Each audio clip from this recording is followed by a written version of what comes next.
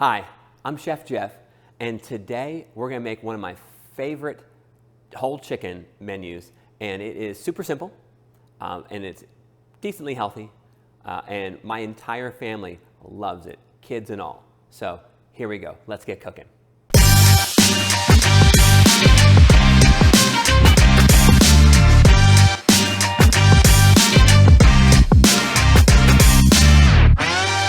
Salt roasted chicken. Now, disclaimer, I learned this chicken from the Serious Eats website.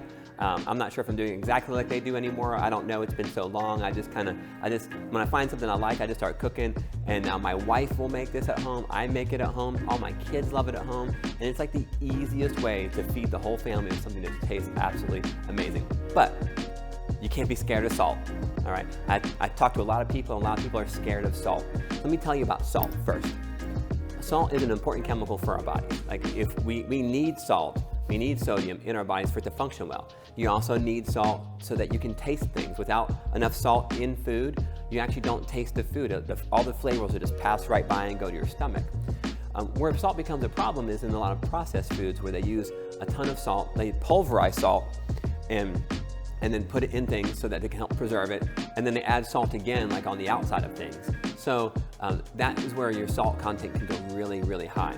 But for me, I do most of my own cooking. I like to know what's going in my body. So on a regular basis, I cook my 3-4 meals a day, and I do a lot of meal prep and things, but so that I don't have to cook every single meal. But basically most all the food that I eat, except for maybe once a week, comes from either my wife cooking it or me cooking it for myself and my family.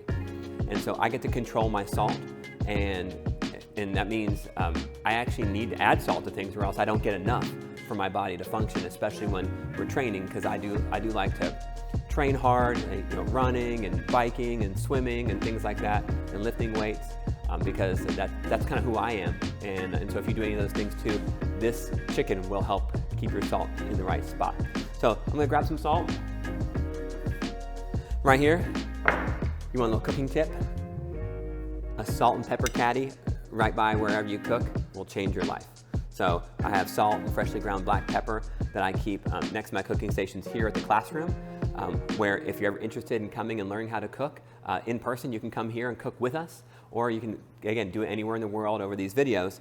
But one of my chefs, when I was like 21 years old, the executive chef that I attribute a lot of my learning from, he came into our kitchen one day and realized that we weren't seasoning food properly at all. So he forced us to, first thing I would do every day when I came in, he forced us to make a salt and pepper station that we put on every single table in our kitchen, so that when we cooked, it was easy.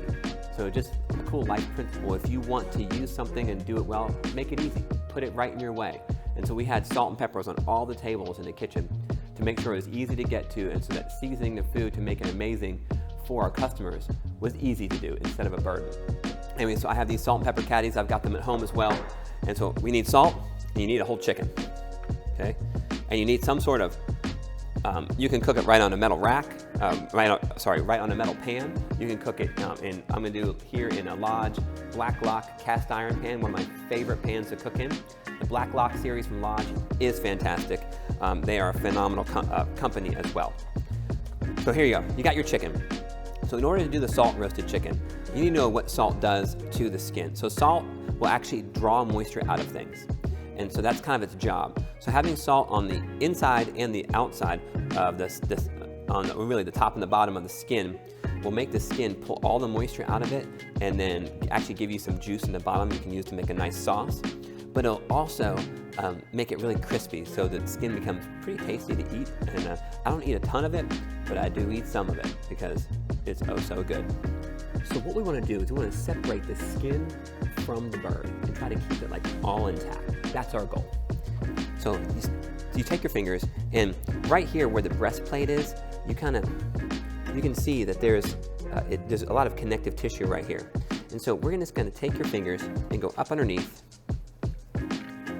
And sometimes I tear holes in the skin, it's okay. But I'm just taking my fingers, going to kind of go back and forth, and separating that. Tuck your hand all the way in and I try to go all the way as far as I can get. I'm almost to the back of it. Hi, how you doing? So, come on this side, separate it. I'm gonna go up and around in here. So there's a little bit of connective tissue right where this fat seam is. So you have to kind of poke through, kind of open the hole and get as far in there as you can get. Separate it. Then do the other side. Go down. I don't know if you can see what's happening on the inside. There's just this kind of like thin membrane is what I'm separating. And then right here, I'm going to tear the skin so I can show you. There's the thin membrane, it's right here. You can see, look how like almost invisible that is. So I'm going to, again, come in here and separate as much as I can. Then I'm going to flip it over. The back side's a little harder because the skin it's kind of like, it's closer, it's more stuck to it. There's more connective tissues right here on the spine. So I try to get in underneath the spine here, and then once you get it started, this is the crux of it, the hard part. Once you get that separated, it's kind of like the gateway and opens that up for you. And you meet where your hands would come through the other side. Try to get all the way up. Both hands can get to work. Use them in tandem. Come in just as far as I can get.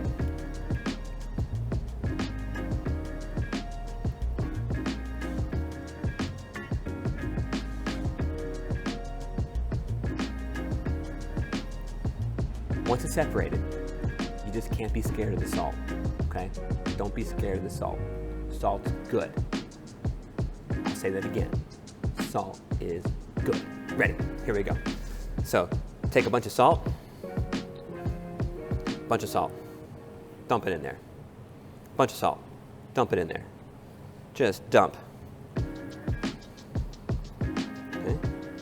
Then, rub it around.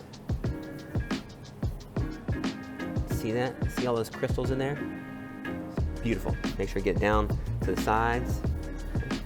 Then, flip it over. Bunch of salt. Don't be scared. Put it on the leg. Open the leg up. Put it in there. Get it up top. Rub it on. Get down on the insides and everywhere you've been separating the skin. Kind of put her clothes back on. There we go. Okay. And then I'm gonna salt the backside on the outside. Rub the salt on, flip it over, put it in my pan, salt the top, okay. And then take your chicken. We're gonna go to a hot oven. I've got this one at 425 degrees Fahrenheit. It's been nice and hot for a while. And you can pop it in there, close her up. I'm gonna set a timer for 45 minutes to check it. It doesn't mean it's done, but I like to check it and spin it and make sure it's cooking evenly. And that's gonna be the best chicken you ever ate when it comes out. And from start to finish, from opening the package to getting it like skin separated and salted and in the oven, about 3 to 4 minutes if I wasn't doing the video. So you put that in there. If you got my family of 6 will devour the whole thing in one sitting. If you've got less people than that, then you got a little leftovers. If you've got more people than that, you can do 2 chickens at one time. You can do 3 chickens. You can put 4 chickens in your oven. It'll just take longer. You can expect with 1 chicken about an hour and 15 minutes, depending on the size. You can expect if you're doing 2 or more that the time's going to go up. So just kind of plan ahead for that. Something you can put in and you can almost forget about it until it's ready, and then you pull it out and you can just rip the meat off if you want to. You don't have to be precise, but you can also cut the meat off and eat it. But we'll do that a little bit later. All right, so whole chicken. Our last timer went off. I'm pretty sure it's done.